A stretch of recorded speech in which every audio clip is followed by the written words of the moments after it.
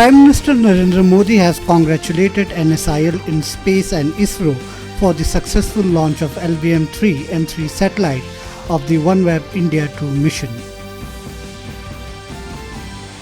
Meghalaya is still facing a shortage of 150 specialist doctors.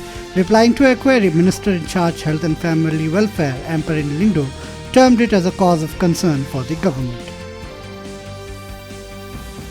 The second Environment and Climate Sustainability Working Group meeting under India's G20 presidency began today with a presentation by G20 member countries on best practices about water resources management. Opposition MLA from VPP Ardent Miller Basamoit on Monday sought action against those behaving themselves as VIPs by using tinted glasses on their vehicles.